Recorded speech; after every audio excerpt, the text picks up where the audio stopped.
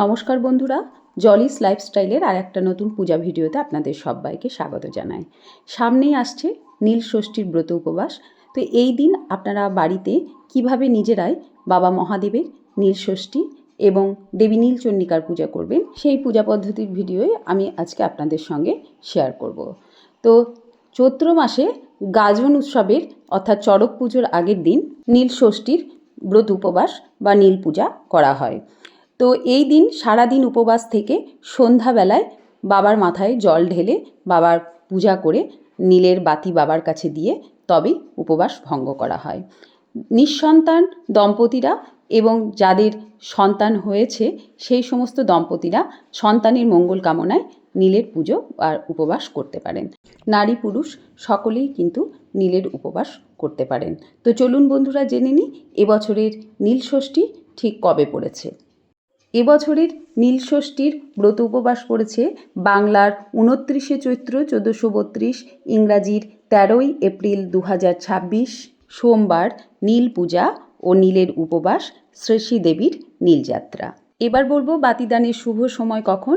বাতিদানের শুভ সময় হচ্ছে বাংলার 29শে চৈত্র 1432, ইংরাজি 13ই এপ্রিল 2026 সোমবার অর্থাৎ নীল পূজার দিন বিকেল 5টা 2 মিনিট থেকে সন্ধ্যা 7টা 15 মিনিটের মধ্যে। চলুন বন্ধুরা এবার চলে যায় পূজা ভিডিওর মূল পর্বে। প্রথমেই বলবো নীল ষষ্ঠীর ব্রত উপবাস করতে গেলে অর্থাৎ নীল পূজা করতে গেলে কি কি উপকরণ সামগ্রী লাগবে হচ্ছে কাঁচা দুধ, টক দই, ঘি, মধু, গঙ্গা জল। এগুলো লাগবে পঞ্চামৃত স্নান করাতে মহাদেবকে। যাদের বাড়িতে শিবলিঙ্গ আছে তারা আর মহাদেবের মূর্তি আছে, যাই হোক পঞ্চামৃত দিয়ে স্নান করাবার জন্য এগুলো লাগবে। তারপর লাগবে গোলাপ জল, অগরু, লাগবে অষ্টগন্ধা চন্দন, যদি না থাকে আপনারা শ্বেত চন্দন দিতে পারেন। তারপরে লাগবে কিছু গোটা আতপ চাল, একটা পৈতে লাগবে। তারপরে লাগবে হচ্ছে ধূপটা হচ্ছে এই গুগুলের ধূপ, আর একটা বাতি দেওয়ার জন্য প্রদীপ লাগবে, ঘিয়ের প্রদীপ এই দিন দিতে হয়। তো মাটির প্রদীপ নেওয়াই ভালো, তা আমি এখানে পিতলের প্রদীপ দিচ্ছি। আর লাগবে একটা কমণ্ডলু জল ঢালার জন্য, আর আকন্দ, ধুতুরা, নীল অপরাজিতা ফুল, বেলপাতা, এগুলো তো শিব পুজোয় লাগবেই। তো আমি মালা নিজেই গেঁথে নেব, এই আকন্দ ফুল দিয়ে মালাটা গাঁথবো, তারপর পুজো করব। তো এই সমস্ত উপকরণ সামগ্রী লাগবে, ফুল বেলপাতা সব কিছু। আর ফলের মধ্যে এই দিন অবশ্যই একটা পাকা বেল বাবাকে দেবেন, আর অবশ্যই আপনারা গোটা ফল নিজেদের পছন্দ মতো 3টে 5টা গোটা ফল বাবার কাছে নিবেদন করবেন। আর একটি কাঁচা আম বোটা সমেত কিন্তু এই দিন লাগবে ষষ্ঠী দেবীকে দেওয়ার জন্য। তো সন্দেশ লাগবে। মোটামুটি এই সমস্ত উপকরণগুলো থাকলেই নীল ষষ্ঠীর পুজো বা ব্রত উপবাস আপনারা বাড়িতেই করতে পারবেন। মন্দিরে গেলেও কিন্তু এই একই উপকরণ সামগ্রী লাগবে, আর বাকি পুরোহিত মশাই যেমন বলবে তেমনি করবেন। এখানে আমি বাবার পুজো করার জন্য একটা জলচৌকির ওপর আমি সাদা আসন পেতে নিয়েছি। সাদা রং বাবার খুব পছন্দের, তাই আমি সাদা রঙই আসনই এখানে পেতেছি। সেখানে বাবা, নন্দী মহারাজ, নাগরাজ, ধাতব ত্রিশূল রেখে দিয়েছি। আমি সকালে নিত্য পুজো করে গেছি, তখন বাবার পুজো করে নিয়েছি। এখন আমি আপনাদেরকে পুজো করাটা নীল ষষ্ঠীর পুজোর ব্রত উপবাস ও পূজা পদ্ধতিটা দেখাবো। তো আমি ধূপ প্রদীপ আগেই জ্বেলে নিচ্ছি। এই ধূপ প্রদীপ জ্বেলে নেওয়ার পর আমি বাবার স্নানাভিষেক করাবো। আমি পঞ্চামৃত দিয়ে স্নানাভিষেক করব। আপনারা কিন্তু আলাদা আলাদাভাবে ঘি, মধু, দুধ, দই, গঙ্গা জল দিয়ে স্নান করাতে পারেন। আর বাবাকে স্নান করাবার জন্য আমি এখানে একটা পাত্র নিয়েছি, তাতে চন্দনে 3টে ফোঁটা দিয়ে নিলাম। আপনারা এখানে ওম চিহ্ন এঁকে নিতে পারেন। এবার এই থালার মধ্যে আমি একটু ফুলের পাপড়ি দিয়ে দিচ্ছি, আর একটা আকন্দ ফুল দিয়ে দিলাম। তো বাবাকে এর পাত্রের মধ্যে দিয়ে দিলাম, নাগরাজকে নামিয়ে দিলাম। আর এই যে রূপোর বেলপাতাটা আমার সব সময় বাবার কাছে থাকে, ওটাও আমি এখানে দিয়ে দিলাম। ধাতব ত্রিশূল দিয়ে দিলাম। এখন আমি শিবলিঙ্গ, নন্দী মহারাজ, ধাতব ত্রিশূল এবং নাগরাজকে ঘি আর মধু মাখিয়ে নিচ্ছি। আর ঘি আর মধু মাখাতে মাখাতে আমি কিছু কথা আপনাদের এই প্রসঙ্গে বলে রাখি, যে আপনাদের বাড়িতে যদি মহাদেবের মূর্তি থাকে তাহলেও কিন্তু আপনারা ঠিক একইভাবে মহাদেবকে এই দিন স্নানাভিষেক করাতে পারেন। আর যদি শিবলিঙ্গ থাকে তার তো কীভাবে করবেন সেটা তো আমি আপনাদের দেখাচ্ছি। আর শিবলিঙ্গে ঘি মধু মাখালে শিবলিঙ্গ খুব চকচক করে। বলা হয় শিবলিঙ্গ যত বেশি চকচক করবে তত বেশি আপনার ভাগ্য চকচক করবে।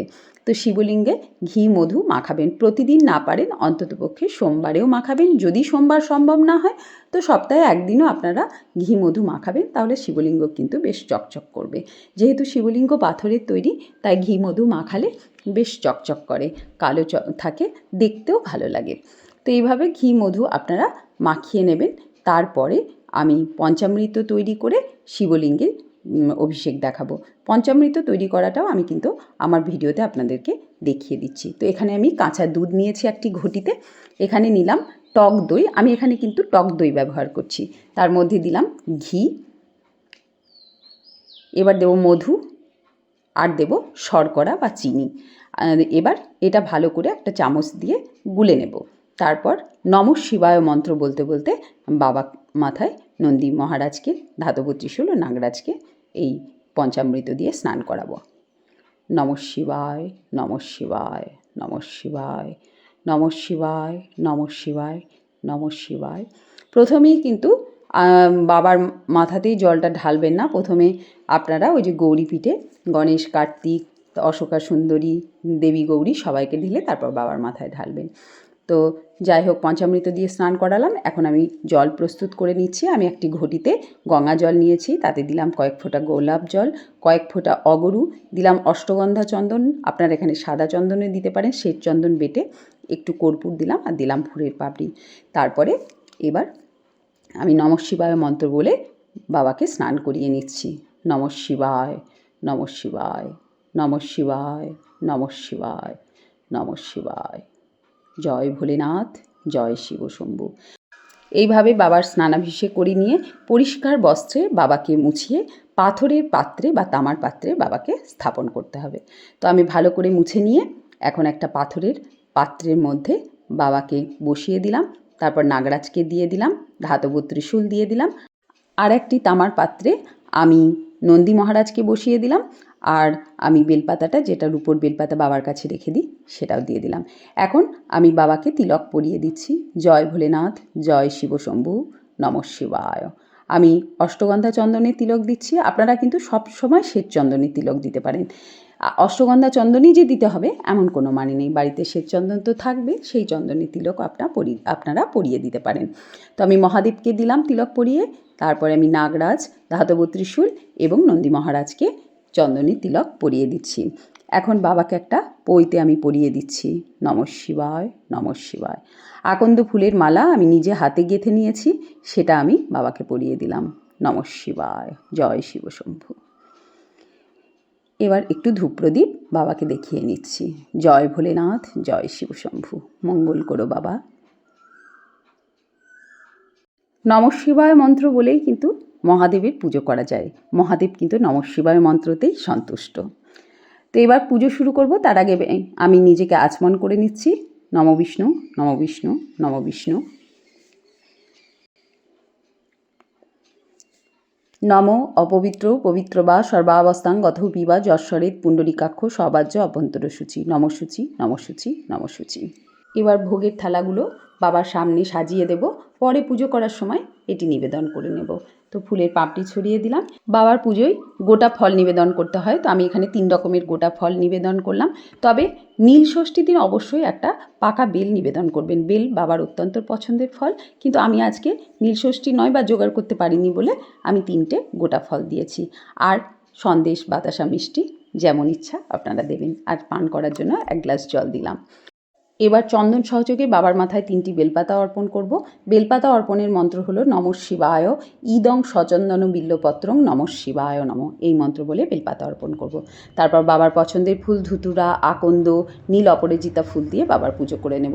নমঃ শিবায়, নমঃ শিবায়, এই মন্ত্র বলে নমঃ শিবায় নমঃ। এবার পুষ্পাঞ্জলি দেব বাবার কাছে। নমঃ শিবায় এষো সচন্দন গন্ধ পুষ্প বিল্লপত্রাঞ্জলি নমো নীলকণ্ঠায় নমঃ। নমঃ শিবায়। জয় ভোলে বাবা, জয় শিব শম্ভু। নমঃ শিবায় নমঃ। নীল ষষ্ঠীর দিন অবশ্যই নীল অপরাজিতা ফুল বাবার কাছে নিবেদন করবেন আপনাদের মনস্কামনা পূরণের জন্য। যার যা মনস্কামনা বাবাকে বলে নীল অপরাজিতা ফুল নিবেদন করবেন। নাগরাজের পুজো করে নিলাম। এখন দেবী গৌরীর উদ্দেশ্যে গৌরীপীঠে ফুল নিবেদন করে দিলাম। এবার চন্দন সহযোগে বেলপাতা, নীল অপরাজিতা ফুল আর লাল মানে জবা ফুল নিয়ে দেবী নীল চণ্ডিকার উদ্দেশ্যে নম এষো সচন্দন গন্ধপুষ্প বিল্বপত্রাঞ্জলি নম নীলচণ্ডিকায় নম এই মন্ত্র বলে আমি শিবলিঙ্গের পীঠভাগে দেবী নীলচণ্ডিকার উদ্দেশ্যে পুষ্পাঞ্জলি দিয়ে নিলাম। আবার চন্দন সহযোগে লাল ফুল মানে জবা ফুল আর বেলপাতা নিয়ে দেবী ষষ্ঠীর উদ্দেশ্যে এসো সচন্দন পুষ্প বিল্বপত্রাঞ্জলি নম ষষ্ঠী দেব্যই নম এই মন্ত্র বলে আবারও শিবলিঙ্গের পীঠভাগে পুষ্পাঞ্জলি দিয়ে নিলাম দেবী ষষ্ঠীর উদ্দেশ্যে। আর এই দিন বোটা সমেত এরকম একটা কাঁচা আম অবশ্যই ষষ্ঠী দেবীর উদ্দেশ্যে মানে শিবলিঙ্গের পীঠভাগে নিবেদন করবেন। জয় ষষ্ঠী দেবীর জয়, জয় ষষ্ঠী দেবীর জয়। এবার ত্রিশূলের পুজো করে নেব। নমঃ শিবায় নম। এবার নন্দী মহারাজের পুজো করে নেব। এতে গন্ধপুষ্পে নম বৃষভায় নম এই মন্ত্র বলে আকন্দ ধুতুরা নীল অপরাজিতা ফুল দিয়ে নন্দী মহারাজের পুজো করে নিলাম। নমঃ শিবায় শান্তায় কারণত্রয় হেতবেই নিবেদয়ামি চাঁদমানং তঙ্গতি পরমেশ্বর। নমঃ শিবায়, জয় ভোলে বাবার জয়। প্রণাম মন্ত্র বলে প্রণাম করে নিলাম। এখন ফুল দিয়ে আমি ভোগ নিবেদন করে দিচ্ছি। নমঃ শিবায়। এবার একটা কথা আপনাদের বলি, যে প্রশ্নটা আমার কাছে খুব আসে যে এই গোটা ফল খেতে পারবো কিনা। যেটা প্রসাদ হিসাবে আমি নিবেদন করলাম এই গোটা ফল সবাই খেতে পারবেন, কিন্তু এই যে কলাটা আমি মহাদেবের উদ্দেশ্যে মানে শিবলিঙ্গে যেটা দিলাম এই গোটা ফলটা কিন্তু আপনারা খেতে পারবেন না। এবার আমি বাবার মাথায় জল ঢালবো, তার জন্য কোমণ্ডলুতে জল প্রস্তুত করে নিচ্ছি। আমি গঙ্গা জল নিয়েছি, এতে কয়েক ফোঁটা গোলাপ জল, কয়েক ফোঁটা অগরু, একটু চন্দন দিলাম আর কর্পূর দিলাম আর দিলাম ফুলের পাপড়ি। এবার মহামৃত্যুঞ্জয় মন্ত্র বলতে বলতে আমি শিবের মাথায় জল ঢালবো। আপনারা যদি বলতে না পারেন নমঃ শিবায় মন্ত্রও বলতে পারেন। নমো ত্রয়ম্বকং যজামহে সুগন্ধিম পুষ্টিবর্ধনম উর্বারুকমিব বন্ধনান মৃত্যুর্মোক্ষয়মামৃতাৎ। নমঃ শিবায়, নমঃ শিবায়, নমঃ শিবায়। এখন অখণ্ড আতপ চাল জলে ভিজিয়ে বাবার মাথায় অর্পণ করছি। নমঃ শিবায়, নমঃ শিবায়, নমঃ শিবায়। একটা 16 আনা অর্থাৎ 1 টাকার কয়েন আমি বাবাকে নিবেদন করে দিলাম। নমঃ শিবায়। তারপর প্রণাম করে নিলাম। এবার এই নীল ষষ্ঠীর দিন অবশ্যই সন্ধ্যাবেলায় বাবার কাছে নীলের প্রদীপ দিতে হয়, অর্থাৎ ঘিয়ের প্রদীপ দিতে হয়। এটা মাটির প্রদীপও দিতে পারেন, আবার এরকম পিতলের প্রদীপও দিতে পারেন, কিন্তু ঘিয়ের প্রদীপই এই দিন দেবেন। মোমবাতি দিয়ে কিন্তু নীলের প্রদীপ বা নীলের ঘরে বাতি দেওয়া যায় না। ঘিয়ের প্রদীপ জেলে নিয়ে নমঃ শিবায় বলে বাবার কাছে নিবেদন করে দেবেন, বাবাকে আরতি করে। নমঃ শিবায়, নমঃ শিবায়, নমঃ শিবায়। জয় শিব শম্ভু, হর হর মহাদেব। মঙ্গল করো বাবা। সন্তানের মঙ্গল কামনায় এই ঘিয়ের প্রদীপ বাবার কাছে এই দিন নিবেদন করতে হয়। একটা ফুল আমি দিয়ে দিলাম। এবার আমি আরতি করে নেব। আমি পঞ্চপ্রদীপ, কর্পূরের প্রদীপ, ধূপ আর চামর দিয়ে আরতি করে নিচ্ছি। তো আরতি করার সময় শঙ্খধ্বনি বাজাবেন না, মহাদেবের পুজোয় শঙ্খধ্বনি করতে নেই, তাই আপনারা কাঁসর ঘণ্টা বাজিয়ে আরতি অবশ্যই করতে পারেন। তো নীলষষ্ঠীর দিন অবশ্যই ঘণ্টা বাজিয়ে আরতি আমি করব। আজকে তো নীলষষ্ঠীর পুজো নয়, তাই আমি এমনি আরতিটা করছি। জয় শিব শম্ভু, জয় ভোলেনাথ, হর হর মহাদেব। নমঃ শিবায়, ওম নমঃ শিবায়, হর হর বলে নমঃ শিবায়।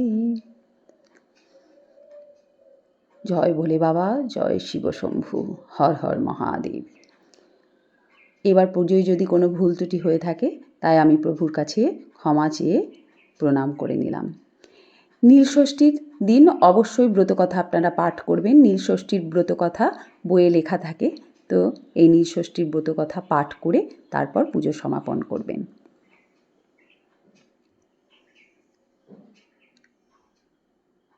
হর হর মহাদেব, জয় শিব শম্ভু।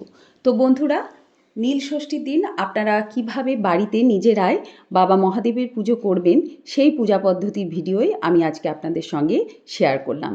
তো আমার আজকের পূজা পদ্ধতি আপনাদের কেমন লাগলো অবশ্যই জানাবেন। আর উপবাসের নিয়মটি হচ্ছে আপনারা সারাদিন উপোস করে থেকে বাবার মাথায় জল ঢালবেন আর সন্ধ্যাবেলায় বাবার ঘরে অবশ্যই একটা ঘিয়ের প্রদীপ জ্বেলে দেবেন, তারপর উপবাস ভঙ্গ করবেন। এই দিন আপনারা অন্ন গ্রহণ করবেন না, ময়দার তৈরি বা আটার তৈরি সমস্ত খাবার বা ফল মিষ্টি আপনারা খেতে পারেন। তো আজকে আমার ভিডিওটা আপনাদের কেমন লাগলো অবশ্যই জানাবেন। ভালো লাগলে একটা কমেন্ট করবেন, ভিডিওটি শেয়ার করে দেবেন আর চ্যানেলটি সাবস্ক্রাইব করে আমার পাশে থাকবেন। আবার দেখা হবে নতুন আর একটি ভিডিওতে। ভালো থাকবেন, সুস্থ থাকবেন, সাবধানে থাকবেন। হর হর মহাদেব, জয় শিব শম্ভু।